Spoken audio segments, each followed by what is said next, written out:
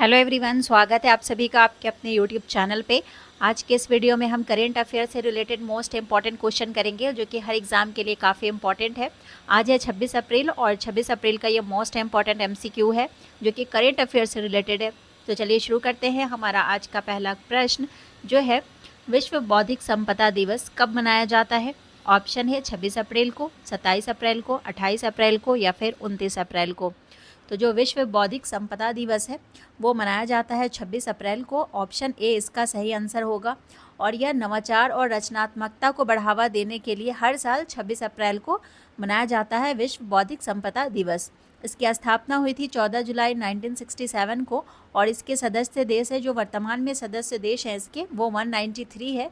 और विश्व बौद्धिक संपदा संगठन यानी कि WIPO में भारत जो शामिल हुआ था वो कब हुआ था? 1975 में।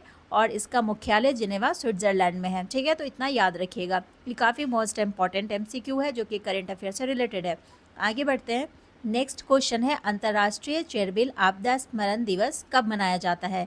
ऑप्शन है 26 अप्रैल, 25 अप्रैल, 24 अप्रैल या फिर 23 अप्रैल को। तो जो अंतर्राष्ट्रीय चेरनोबिल आपदा स्मरण है वो 26 अप्रैल को मनाया जाता है। ऑप्शन ए इसका सही आंसर होगा। और ये क्यों मनाया जाता है? तो सन 1986 में परमाणु त्रासदी हुई थी, उसकी याद में और इसके प्रभाव के बारे में जागरूकता फैलाने के लिए यह मनाया जाता है अंतर्राष्ट्रीय चेरनोबिल आपदा स्मरण। यह घटना कहाँ की है? तो ये घटना 26 अप्रैल 1986 को तत्कालीन सोवियत संघ के चेरनोबिल परमाणु स्टेशन में एक भयानक विस्फोट हुआ था। ठीक है, वो घटना है जिसे इतिहास में सबसे बड़ी परमाणु आपदा में से एक माना जाता है। नेक्स्ट है, चिंतन शिविर का आयोजन किस राज्य में किया गया है? ऑप्शन है दिल्ली में, राजस्थान में, चंडीगढ़ में या फिर गुजरात में। तो जो चिंतन शिविर का आयोजन है वो चंडीगढ़ में किया गया है। तो ऑप्शन सी इसका सही आंसर होगा। ऑप्शन सी, चंडीगढ़ में आयोजित 3 दिवसीय चिंतन शिविर संपन्न हो चुका है। इसमें भिखारियों के पुनर्वास के लिए स्माइल बेगरी सर्वे मोबाइल ऐप और दवाओं की निगरानी के लिए राष्ट्रीय योजना पर चर्चा की गई है। ठीक है, इसमें जो है क्या चर्चा की गई है? तो भिखारियों के पुनर्वास के लिए और स्माइल बेगरी सर्वे जो मोबाइल एप्लीकेशन है एक, और दवाओं की निगरानी के लिए राष्ट्रीय योजना पर चर्चा की गई है। और इसका आयोजन किया गया है चंडीगढ़ में। ऑप्शन सी इसका सही आंसर होगा। नेक्स्ट है, किस देश ने अगले 2 वर्ष के भीतर 50% सरकारी सेवाओं को आर्टिफिशियल इंटेलिजेंस AI पर स्थानांतरित करने की घोषणा की है? ऑप्शन है सऊदी अरब, संयुक्त अरब अमीरात, कतर या फिर ओमान। तो इसका आंसर हो जाएगा ऑप्शन बी, जो संयुक्त अरब अमीरात है उसने अगले 2 वर्ष के लिए 50% सरकारी सेवाओं को आर्टिफिशियल इंटेलिजेंस पर स्थानांतरित करने की घोषणा की है। इसका उद्देश्य क्या है? इसका उद्देश्य UAE को, मतलब संयुक्त अरब अमीरात को, दुनिया की पहली ऐसी सरकार बनाना है जो इतने बड़े पैमाने पर स्वायत्त प्रणालियों के माध्यम से संचित होती है। ठीक है, यह UAE की नेशनल AI स्ट्रेटजी 2031 का हिस्सा है जिसका लक्ष्य है देश को AI के क्षेत्र में दुनिया का लीडर बनाना। ठीक है, नेक्स्ट है, केंद्रीय सरकार द्वारा वित्तीय वर्ष 2026-27 के लिए राज्यों को कितनी पूंजी निवेश सहायता योजना की घोषणा की गई है? ऑप्शन है 4000 करोड़, 5000 करोड़, 6000 करोड़ या फिर 7000 करोड़। तो ये घोषणा जो की गई है वो 5000 करोड़ की गई है। तो ऑप्शन बी इसका सही आंसर होगा। नेक्स्ट है, हाल ही में किस राज्य में हेनी बेजर देखा गया है?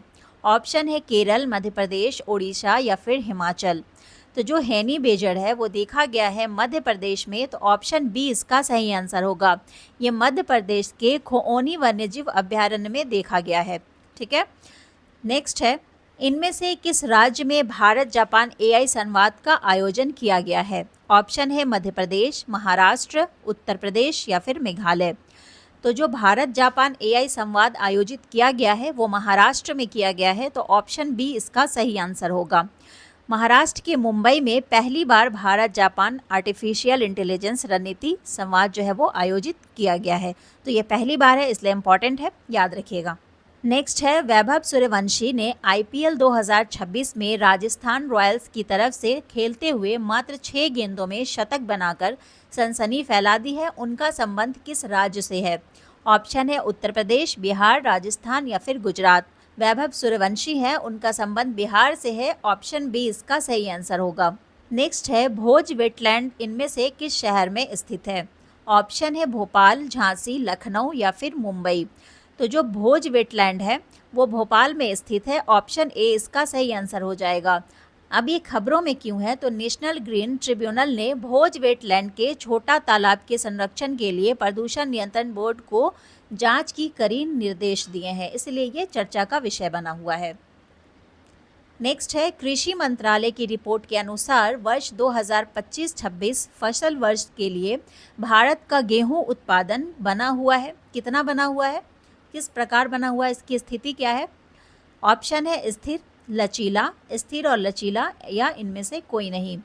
तो कृषि रिपोर्ट के जो कृषि मंत्रालय की रिपोर्ट है उसके अनुसार 2025-26 का जो फसल वर्ष है उसमें जो गेहूं की स्थिति है वो स्थिर और लचीला दोनों है। तो ऑप्शन सी इसका सही आंसर हो जाएगा।